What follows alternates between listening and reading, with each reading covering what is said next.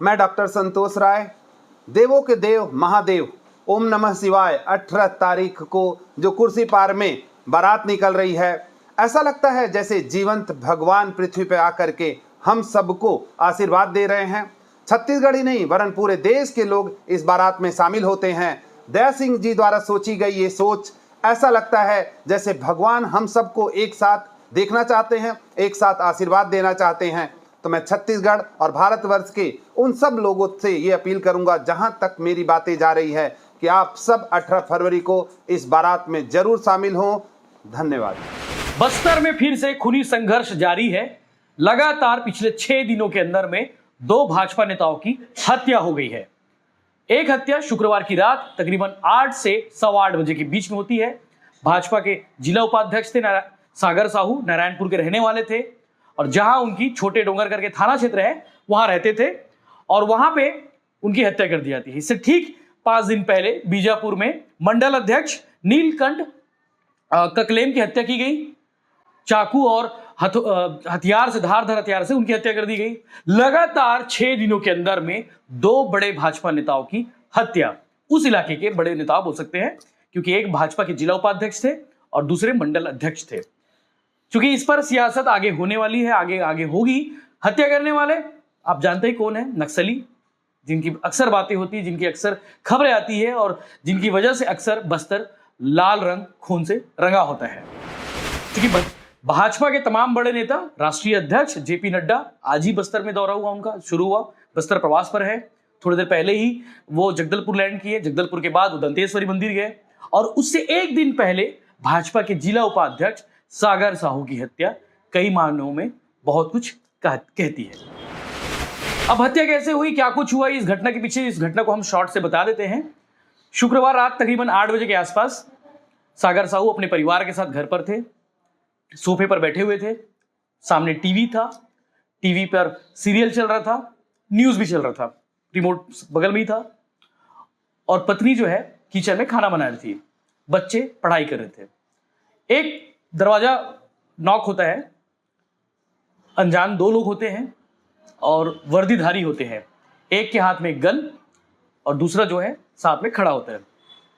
दोनों अंदर घुसते हैं और सीधे सोफे के पास ले जाते हैं सागर साहू को और उसके बाद कनपट्टी पर बंदूक रख के AK-47, माफ कीजिएगा, AK-47 से 2 गोली 2 फायर कर देते हैं। 2 खोखे पुलिस ने वहां पे बरामद किए हैं जिससे हत्या की गई है। 2 राउंड मार देते हैं। 2 राउंड मारने के बाद जब घर में आवाज आई, बंदूक की गोली की आवाज आई, घर वाले पहुंचे, तब तक 2 नक्सली, जो स्मॉल एक्शन टीम का बताया जा रहा है, पुलिस इसे स्मॉल एक्शन टीम बोलती है। नक्सलियों की जो कम टुकड़ी में रहते हैं, जब नक्सली जब कम लोगों की संख्या में रहते हैं, उसे स्मॉल एक्शन टीम कहते हैं। और एक स्मॉल एक्शन टीम वो होती है जिनकी उम्र बहुत कम होती है, जिन्हें स्मॉल एक्शन टीम के आड़ पर जो नक्सली होते हैं वो बड़ी वारदात को अंजाम देते हैं। और इस तरह की छोटी वारदात और इस तरह के जो तत्काल मूवमेंट करने वाले जो वारदात होते हैं, उसे स्मॉल एक्शन टीम के हवाले से ही वारदात को अंजाम दिया जाता है। तो ये टीम भी एक स्मॉल एक्शन की टीम थी नक्सलियों की। बाइक में आए थे, बाइक में आए, 5 मिनट, विदिन 5 मिनट में पूरी वारदात को इन्होंने अंजाम दिया। जब पत्नी बाहर निकली, चीख पुकार आई, सागर साहू आवाज दिए, किसी ने गोली मार दी उसकी, और गोली की आवाज अपने आप में काफी होती है। पत्नी दौड़ के आई, तब तक सांसें चल रही थी। अस्पताल ले जाते तब तक उसकी सांसें टूट चुकी थी। चूंकि इस मामला पॉलिटिकल भी है, जिला उपाध्यक्ष है, भाजपा के नेता है, और चूंकि इस साल चुनाव भी है और एक दिन पहले बस्तर आने वाले थे जेपी नड्डा और आज पहुंच गए बस्तर, तो ये इस पर सियासी होना लाजमी है। और पूर्व मुख्यमंत्री डॉक्टर रमन सिंह ने कल करारा व्यंग भी किया है। कहीं ना कहीं इस हत्या के बाद, इस घटना के बाद सरकार पर उन्होंने प्रहार भी किया है। क्योंकि 5 दिन पहले मंडल अध्यक्ष की हत्या हो चुकी थी और दूसरी घटना ये थी।